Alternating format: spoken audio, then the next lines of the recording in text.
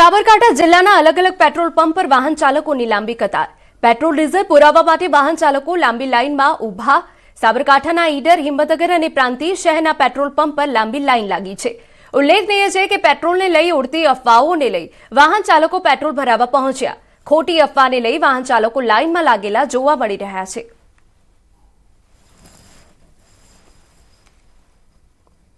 अन्य महत्वना समाचार गीर सोमनाथमांथी एक साथे 9 सिंहोनुं टोळुं देखायुं. गीरगઢડા શહેરમાં સિંહોનું ટોળું ઘૂસ્યું. જ્યાં મોડી રાત્રે ફરેડા રોડ પર જલારામ મંદિર પાસે 9 સિંહોનું ટોળું ધસી આવ્યું. સિંહોનું ટોળું ઘૂસી આવતા ચકચાર મચી, જ્યારે એક સિંહણ તો રહેણાંક મકાન પર ચડી ગઈ.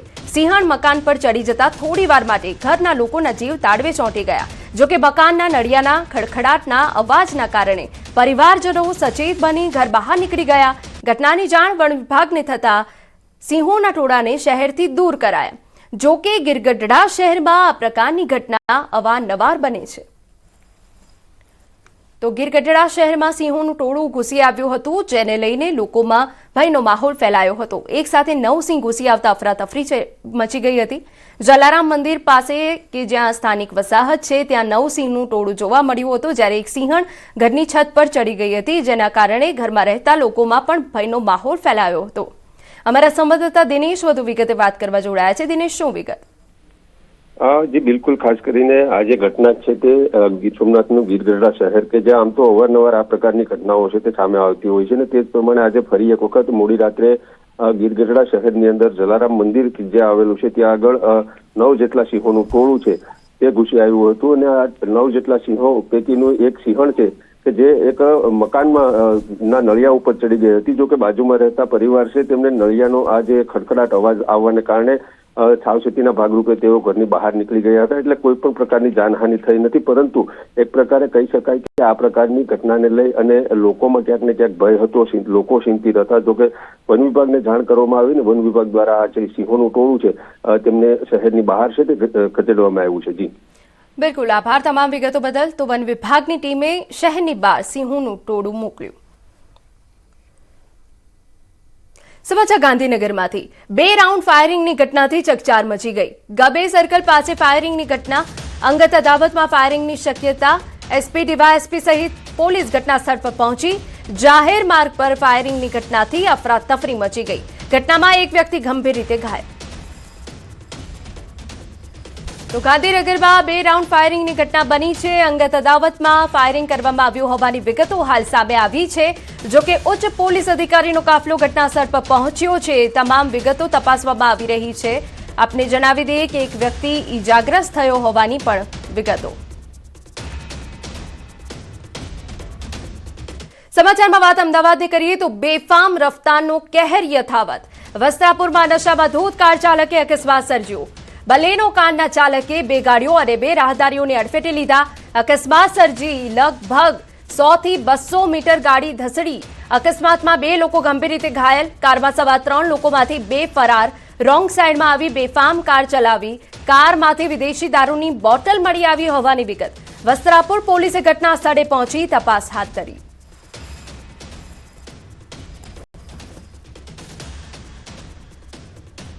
સમાચારમાં વાત વડોદરાની. વગર વરસાદે પડ્યો મસમોટો ભૂવો. ભાયલી વિસ્તારમાં ભૂવામાં પટકાયો બાઇક ચાલક. સ્થાનિકોએ દોરડા વડે ખેંચી બાઇક ચાલકને બહાર કાઢ્યો. પાલિકાની ગંભીર બેદરકારી સામે આવી. ડ્રેનેજની કામગીરી બાદ યોગ્ય પુરાણ ન થતા માર્ગ ધસી પડ્યો. અકસ્માતમાં 2 વ્હીલર વાહનને પણ નુકસાન પહોંચ્યું. શહેરમાં ડ્રેનેજના કામના કારણે ઠેર ઠેર ખોદકામથી ટ્રાફિક સમસ્યા. અધૂરી અને અયોગ્ય કામગીરી કરાતા નાગરિકોના જીવ જોખમમાં.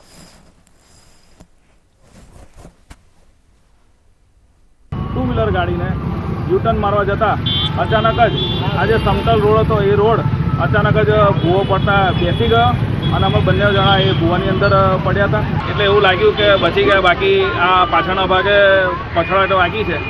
એટલે બની શકે કે માથાનો ભાગ પછડાટ તો કદાચ મોટી હાનિ થાત. સુરેન્દ્રનગરના થાન તાલુકામાં દીપડાની દહેશત. સોનગઢ ગામની સીમમાં દેખાયો દીપડો. રાત્રિના સમયે સીમ વિસ્તારમાં દીપડો દેખાયો.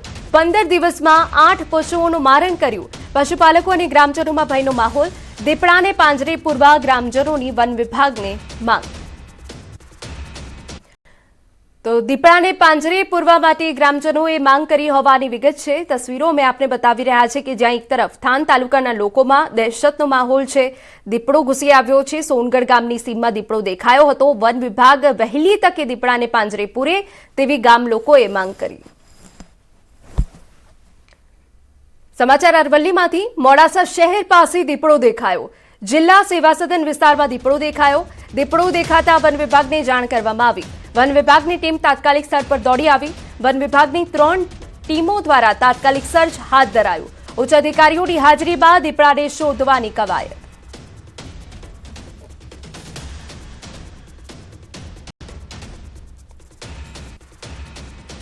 सीसीटीवी चेक करता दीपड़ो देखवा मळेल छे अने नजीकना जंगल विस्तारमां सर्च टीम बनावी अने सर्च ऑपरेशन अत्यारे चालू छे अने लोकोने अपील छे के तमने कोई भी जानकारी मळे तो वन विभाग ने तात्कालिक जाण करो।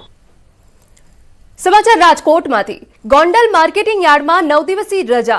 मार्च एंडिंग ने लई 9 दिवसीय रजा जाहिर कराई। 25 मार्च थी 2 एप्रिल सुधी गोंडल मार्केटिंग यार्ड में रजा रहेशे।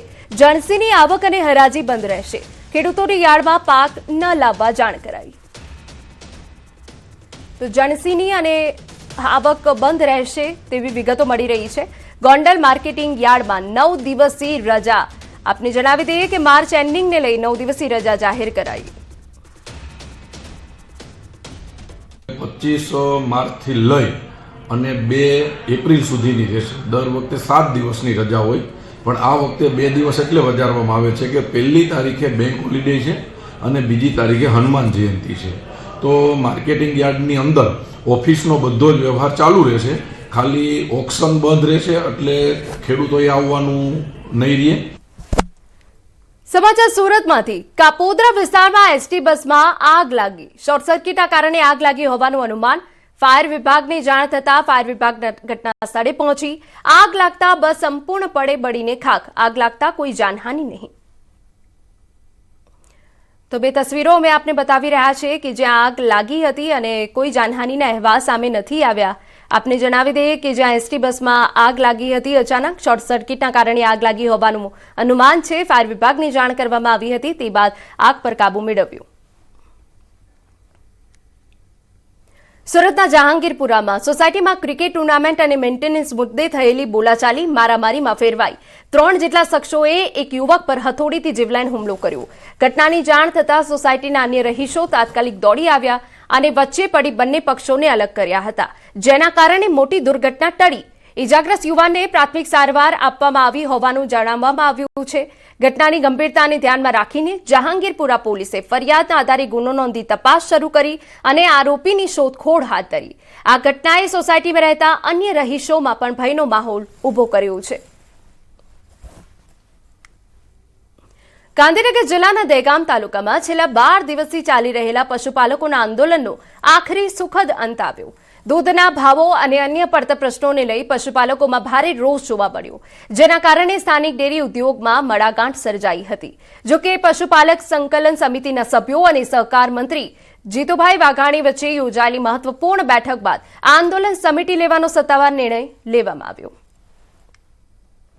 સહકાર મંત્રી જીતુભાઈ વાઘાણી સાહેબે કે જે તે એમના રૂબરૂમાં મોહનબેન બોલાવેલ અને જે ચર્ચા કરી અને જે અમારા પ્રશ્નો હતા એના લેખિતમાં એમને બી જવાબદારીએ કીધું કે બોયદરી અને મધ્યસ્થી તરીકે જીતુભાઈએ કીધું કે આમાં કોઈ પણ તકલીફ પડે તો હું તમારી જોડે અડધી રાતે બેઠો છું એવું અમને ભાજપના સંગઠને કીધું અને સહકાર મંત્રી સાહેબે કીધું। એટલે અમે આટલાથી આંદોલનનું પૂર્ણ જાહેર કરીએ છીએ। જીતુભાઈ વાઘાણી સાહેબના ત્યાં મીટિંગ થઈ, ત્યાં મોહનભાઈ ભરવાડને રૂબરૂ બોલાવવામાં આવ્યા અને પશુપાલકોના પ્રશ્નો વિશે પશુપાલકોએ જે પ્રશ્નો મૂક્યા એમના સાથે મોહનભાઈ બધા પ્રશ્નોમાં સંમત થઈ અને બધા પ્રશ્નોને મંજૂરી આપીને એમાં સાહેબશ્રીએ જાતે વાઘાણી સાહેબશ્રીએ મધ્યસ્થી કરીને પશુપાલકોના પ્રશ્નનો ઉકેલ લાવવાની બાંયધરી આપી। સુરેન્દ્રનગરના ખેડૂતો સિંચાઈના પાણીને લઈ ટેન્શનમાં છે।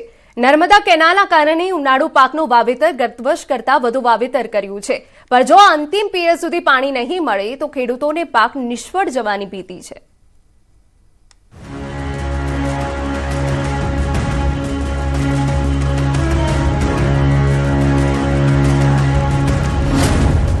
સિંચાઈ માટે મળે નિયમિત પાણી, પાણી નહીં મળે તો વાવેતર થશે બરબાદ। સુરેન્દ્રનગરમાં નર્મદા કેનાલ આવતા ખેડૂતો સિઝનમાં 3 પાક લેતા થયા છે. ઉનાળુ પાકનું પણ મોટા પ્રમાણમાં વાવેતર થયું છે. હાલ નર્મદા વિભાગ દ્વારા કેનાલમાં પાણી છોડવામાં આવી રહ્યું છે. ઉનાળુ વાવેતરને 3 થી 4 પિયતની જરૂર હોય છે, ત્યારે ખેડૂતો દ્વારા માંગણી થઈ રહી છે કે અંતિમ સમય સુધી પાણી આપવામાં આવે, કેમ કે ઉનાળુ સિઝનમાં પાણીની કટોકટી થાય ત્યારે તંત્ર દ્વારા પીવાના પાણી માટે અનામત જથ્થો રાખી દેવાય છે અને સિંચાઈ માટે પાણી બંધ કરી દેવાય છે. ઉનાળુ પાકમાં અડદ, મગ, તલ અને જુવારનું વાવેતર કર્યું છે. ચોમાસુ પાક અને શિયાળુ પાક નિષ્ફળ જતા ખેડૂતો એ આશા કે પોતાનું પરિવારનું ગુજરાન ચલાવી શકવી, તો ઉનાળુ પાકમાં કંઈક વરે તો આગામી ચોમાસુ પાક પણ લઈ શકવી. પણ અત્યારે તો નર્મદા કેનાલ ચાલુ છે, પણ પાછળથી તંત્ર જો બંધ કરી દેશે તો ખેડૂતોને મોટા પાયે નુકસાન થશે, કેમ કે એક એકર દીઠ 10 થી 15,000 ખેડૂતોએ ખર્ચો કરેલો છે અને 2 પાણ મળે છે, પાછળથી 2 પાણ ન મળે તો ખેડૂતોનો પાક મહેનત કરેલો અને ખર્ચ કરેલો નિષ્ફળ જાય છે. તો અમારી તંત્ર પાસે માગણી છે કે છેલ્લે સુધી પાણી આપે. ગત સિઝન માવઠાના કારણે નિષ્ફળ ગઈ હતી. ખેડૂતોએ ઉનાળુ પાકનું સારું એવું વાવેતર કર્યું છે. તે આશા સાથે કે કેનાલમાં અંતિમ પિયત સુધી પાણી મળી રહેશે, તે માટે મોંઘા બિયારણ, દવા સહિતનો એકર દીઠ 10 થી 15,000નો ખર્ચ કર્યો છે. પણ જો અંતિમ પિયત સમયે તંત્ર દગો દેશે તો ખેડૂતોને આ ખર્ચો માથે પડશે. મેં અત્યારે 15 વીઘાનું વાવેતર કર્યું તલનું. ચોમાસા પાકમાં નિષ્ફળ જીવું એટલે કંઈ આવક આવી નથી અને અત્યારે 10 થી 15,000 રૂપિયા એકરે ખર્ચો થયો અને પાણી આપવાની સરકારે જાહેરાત કરી. છેલ્લે સુધી પાણી આપે તો આ પાક મારો ઇનામ બચાવ રહે અને આમાંથી 5 રૂપિયાની આવક મળે. અત્યારે સરકારને એક જ અપીલ કે મોડે સુધી પાણી ચાલુ રહે અને અમારા પાકને પાણી પૂરતું મળી રહે. આ વર્ષે પણ 30,801 હેક્ટર જમીનમાં ઉનાળુ પાકનું વાવેતર થયું છે, જે ગત વર્ષ કરતા 6,000 હેક્ટર વધુ છે. જિલ્લામાં તલ, અડદ, જુવાર, ચારા સહિત મોટા પ્રમાણમાં વાવેતર થયું છે. આપણે જોઈએ સુરેન્દ્રનગર જિલ્લાની અંદર તો સામાન્ય રીતે ઉનાળાની અંદર તલનું વાવેતર થતું હોય છે, થોડા મગફળી થતી હોય, ઘાસચારો હોય છે, શાકભાજી હોય છે, વિવિધ પાકો વવાતા હોય છે. આપણે એવરેજ પણ જોઈએ તો લગભગ 32 થી 35,000 હેક્ટર જેટલી ઉનાળુ વાવેતર થતું હોય છે, જેમાં હાલ આપણે આજની તારીખે જોઈએ તો અમારી જોડે મળેલા આંકડા મુજબ લગભગ 30,000 હેક્ટર જેટલું વાવેતર થયું છે, જેમાં આપણે તલ જોઈએ તો 17,000 હેક્ટર છે, શાકભાજી જોઈએ તો 1,218 હેક્ટર છે, મગફળી 2,400 હેક્ટર જેટલી થઈ છે. એમાં ગત વર્ષે કરતાં થોડુંક તલનું વાવેતર વધ્યું છે અને તલનું વાવેતર આમ જોઈએ તો 20,000 હેક્ટર છે, જેની સામે 17,000 હેક્ટર થયું છે.